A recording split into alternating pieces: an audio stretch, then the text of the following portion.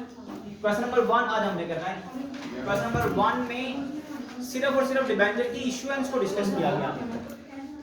तो जैसा कि मैंने बताया था कि डिबेंचर की इशुएंस जिस तरह शेयर्स की इशुएंस होती है ना, शेयर्स पार वैल्यू पर इशू होते हैं, डिस्काउंट पर इशू होते हैं, प्रीमियम पर इशू होते हैं, सेम उसी तरह डिबेंचर्स भी पार वैल्यू पर इशू होते हैं, प्रीमियम पर इशू होते हैं और डिस्काउंट पर। जब कंपनी की रिप्यूट ना न्यूट्रल सी हो, बहुत अच्छी भी ना हो, बहुत बुरी भी ना हो, तो डिबेंचर कंपनी पार वैल्यू पर सेल कर देती है। जितने का डिबेंचर ऊपर लिखा होता है उतने का ही सेल कर देती है, मार्केट में इशू कर देती है। अगर डिबेंचर कंपनी की रिप्यूट बहुत अच्छी हो, या देख लें कंपनी इंटरेस्ट दे रही हो मार्केट से ज्यादा, फॉर एग्जांपल मार्केट रेट चल रहा है 10%, कंपनी इंटरेस्ट दे रही है 12%, तो हर कोई डिबेंचर खरीदने की कोशिश करेगा। जिसके पैसे बैंक में भी जमा है ना, वो भी बैंक से निकालेगा और कहेगा हम कंपनी के डिबेंचर खरीद लेते हैं, क्योंकि बैंक वाले मुनाफा दे रहे हैं 10%, कंपनी मुनाफा दे रही है 12%। ऐसी सूरत में जब डिबेंचर की डिमांड बढ़ जाती है तो कंपनी डिबेंचर पर प्रीमियम साल लगा देती है। लोग फिर भी डिबेंचर खरीद लेते हैं कि यार प्रीमियम तो एक दफा देना है ना, लेकिन मुनाफा हर साल मिलना है हमें। मार्केट में रेट 10% है, कंपनी में 12% मुनाफा देगी। बात समझ रहे हैं ना? तो प्रीमियम पर डिबेंचर इशू होते हैं, डिस्काउंट पर भी इशू हो सकते हैं। जब रिप्यूट अच्छी ना हो, आप डिस्काउंट कम ऑफर, प्रीमियम का कंपनी इंटरेस्ट कम ऑफर कर रही हो, तो कंपनी जो है वो डिबेंचर डिस्काउंट पर भी बेचते हैं। या लोगों का ट्रेंड ना हो डिबेंचर्स में इन्वेस्टमेंट का, लोग ट्रस्ट ना कर रहे हो, हालात मुल्क के इकोनॉमी के अच्छे ना हो, तो भी लोग डिबेंचर नहीं खरीदते आमतौर पे।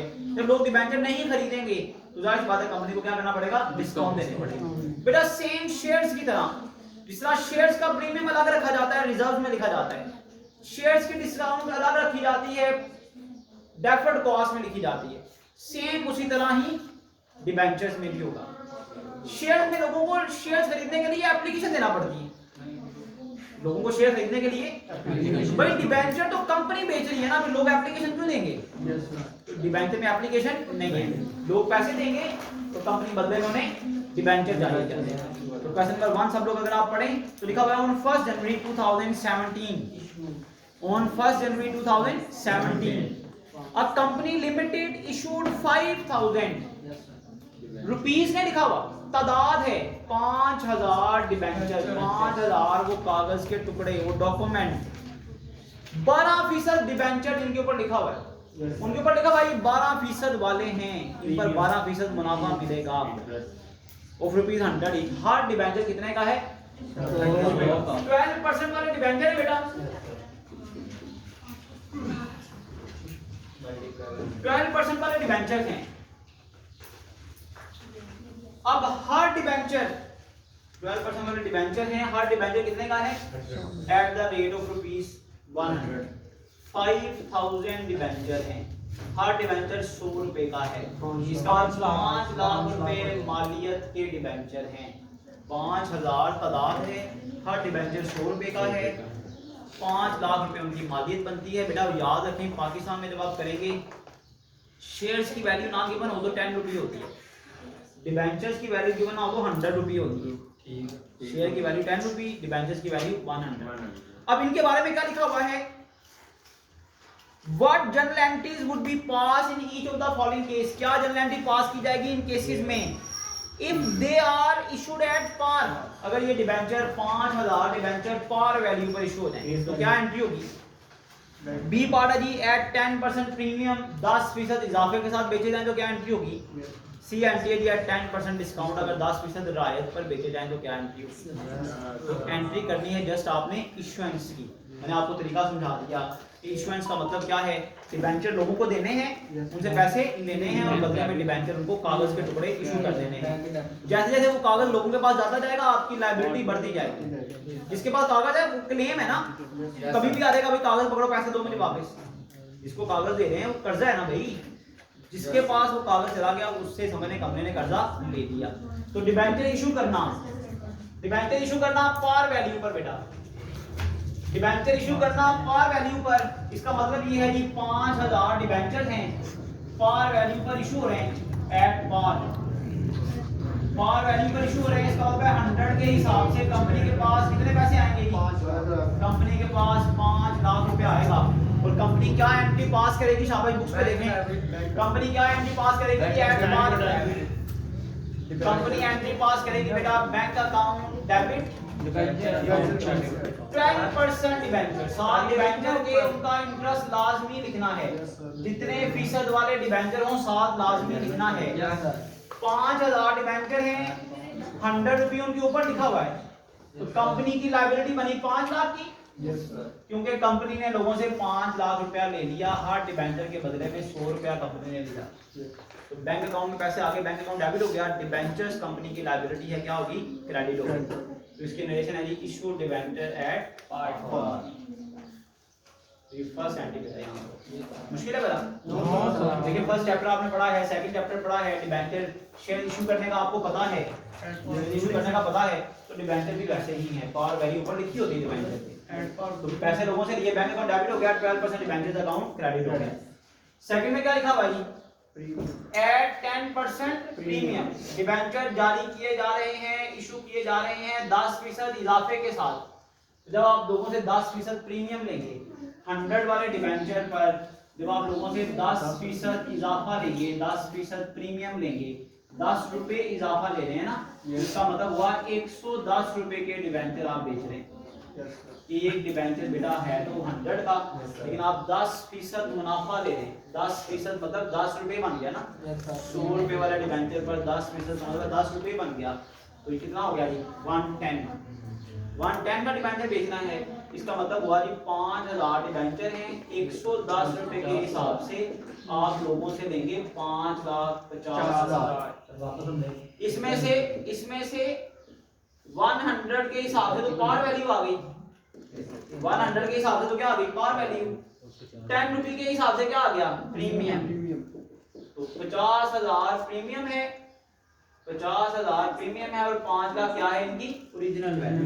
तो लोगों से 5,50,000 लेकर देने उनको 5 लाख के डिबेंचर।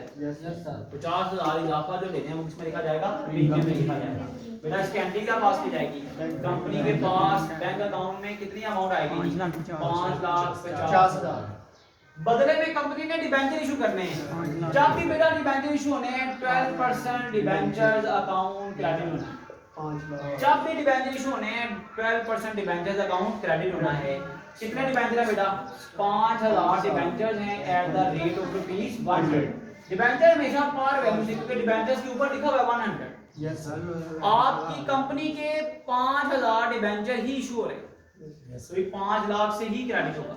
जितने इजाफी पैसे लिए हैं लोगों से, जितना प्रीमियम लिया है बेटा, वो अलग से लिखा जाएगा, premium on issue of shares, sorry debentures. Premium on issue of debentures ये अलग से लिखा जाएगा।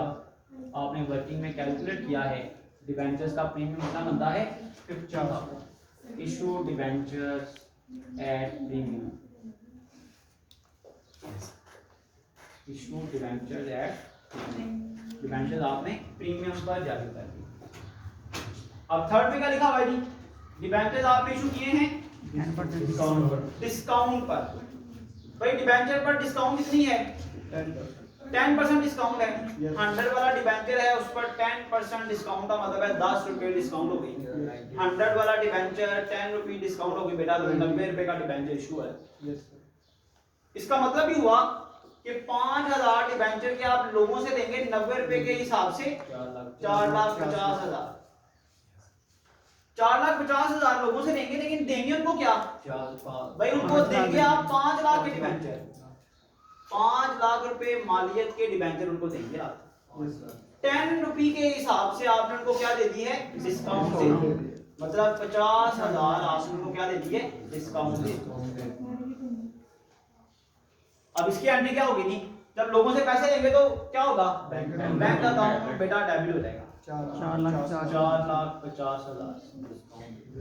4,50,000 से बैंक अकाउंट क्या हो गया? डेबिट हो गया। बदले में क्या दिया बेटा? पहले डिबेंचर इशू करें, बदले में क्या दिए हैं? डिबेंचर दिए हैं। 4,50,000 देकर आप लोगों को जारी कर रहे हैं 5 लाख के डिबेंचर। 4,50,000 देकर लोगों को आप दे रहे हैं 5 लाख रुपए मालियत के डिबेंचर।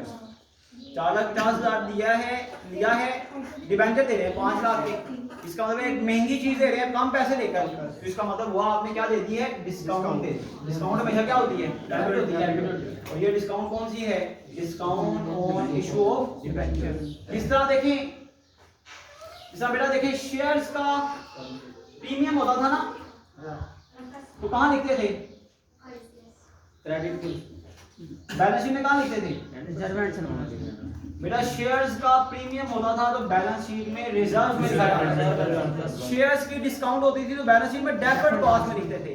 यहाँ पर भी ऐसा है, शेयर डिबेंचर्स का प्रीमियम होगा तो रिजर्व में लिखेंगे, क्योंकि एक बार प्रीमियम लेना है, एक बार प्रीमियम लेना, बार बार नहीं लेना। ये रूटीन का प्रीमियम नहीं है ना, इसको आप रूटीन में इस्तेमाल कर सकते हैं। इसको लिखना कहाँ पर है? रिजर्व में।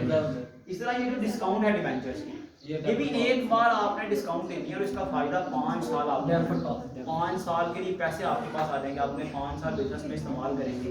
ये भी बैलेंस शीट में कहाँ लिखी जाएगी? Deferred cost. प्रीमियम शेयर्स की तरह रिजर्व में, डिस्काउंट शेयर्स की तरह डेफर्ड कॉस्ट। तो ये फर्स्ट क्वेश्चन बेटा यहाँ पर आपका कंप्लीट हो गया। इसमें आपने डिबेंचर्स इशू किए at par value, at premium and at discount. कल के लेक्चर में इंशाल्लाह हम क्वेश्चन नंबर 2 और 3 दोनों कोशिश करेंगे डिस्कस करने की।